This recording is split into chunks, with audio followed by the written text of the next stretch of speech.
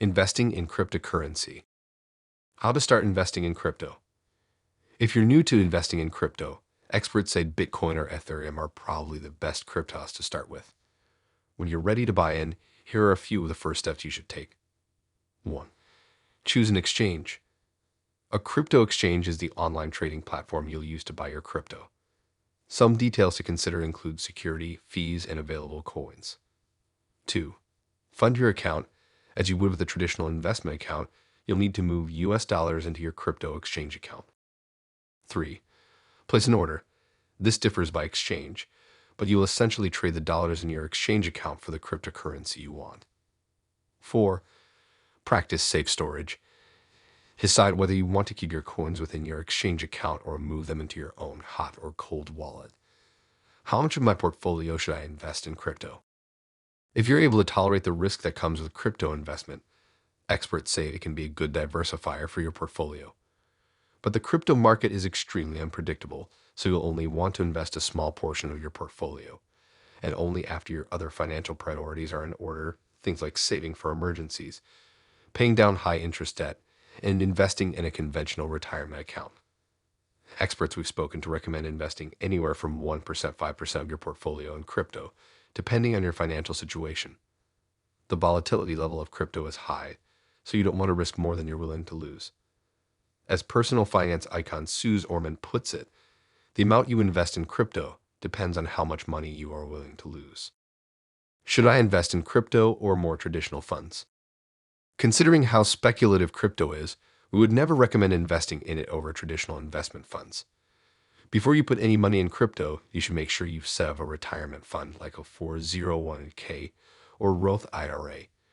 Plan for your retirement by investing in an ETF or index fund, low-cost portfolio investments with proven long-term records of building wealth. If you already have a healthy portfolio, you may look to diversify with crypto in addition to more traditional funds.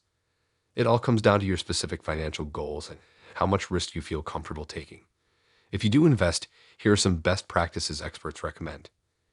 Keep the percentage of your portfolio in crypto low. No more than 5%, but be prepared to lose the money you invest. Invest for long-term growth and avoid short-term fluctuations. Which cryptocurrency should I invest in? In general, experts recommend beginner crypto investors stick with Bitcoin or Ethereum, the two largest by market cap and trade volume. They're still highly speculative and volatile, but are a little less risky than the thousands of other coins available. Non-Bitcoin cryptocurrencies, known as altcoins, are often designed for unique purposes, like being more energy efficient and thus eco-friendly than Bitcoin or as a potentially better means for transactions. But most of them have an even smaller chance of growing in value, and altcoins can put your investment at even more risk than with a comparatively more stable Bitcoin and Ethereum. You can always take the gamble and consider an altcoin if you see promise in it. Just proceed with a healthy dose of skepticism. Investing in cryptocurrency is already extremely speculative and becomes even more so when you choose an altcoin with little to no history. For most retirement-minded investors, experts emphasize Bitcoin or Ethereum are better options. Can I be hacked? How do I protect myself? Yes, the exchange you use to buy your crypto and the wallet you use to store it can be hacked. If you choose to hold your crypto in an exchange or on a software-based hot wallet, make sure you choose a platform that has robust security measures in place.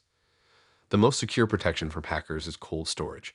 Because it's completely offline, there's zero chance for hacking. But that extra security isn't without cost either. If you lose your USB-like cold wallet or the encrypted keys to get into it, you likely lose any crypto held on it too. Hacking is one risk, but as crypto's value has grown, cryptocurrency crime has too. If you invest, be on the lookout for fraud. Recognizing common scams can help you protect yourself and your money. Here are a few crypto scams to watch for. Someone who will only accept payment for goods or services in cryptocurrency. Unsolicited offers to help you make money or increase your holdings. Initial coin offerings for fake cryptocurrencies. Crypto pump and dump schemes. The future of cryptocurrency. What is the future of Bitcoin? Given cryptocurrency is still in its relative infancy, many questions regarding its future remain unanswered. Bitcoin has only existed for a little over a decade, amid constantly evolving technological advances and regulations. The value of both Ethereum and Bitcoin has steadily risen over the years with plenty of dips along the way.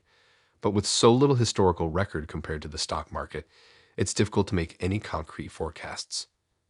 More financial institutions are starting to hold crypto, and so large corporations are adding crypto to their balance sheets. Federal regulators have also taken interest in more formal guidance and even the creation of a central bank digital currency, CBDC. Beyond that, many experts see the potential for innovation backed by blockchain technology that could transform our lives in the future. But there is also a long list of risks associated with crypto that could limit its potential value. From the concerns of cybercrime to high market volatility, susceptible to celebrity influence, and the environmental impact of crypto mining, there's no shortage of reasons to remain cautious as we look to the future of crypto. Is there any potential for the widespread use of cryptocurrency as a currency?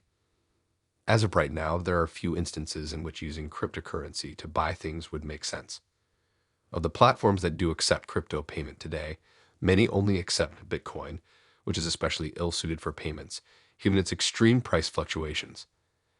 There is a chance that payment with digital assets could become more common in the future, especially as digital currencies like stablecoins, which are pegged to existing currencies and less volatile, become more popular and take on potential government regulation. The U.S. government is also considering a central bank digital currency, CBDC. It would operate using blockchain technology like other cryptocurrencies, making it faster and more secure than today's digital transactions. Unlike crypto, a CBDC would be centralized and backed by the Federal Reserve, making it much more useful for purchases.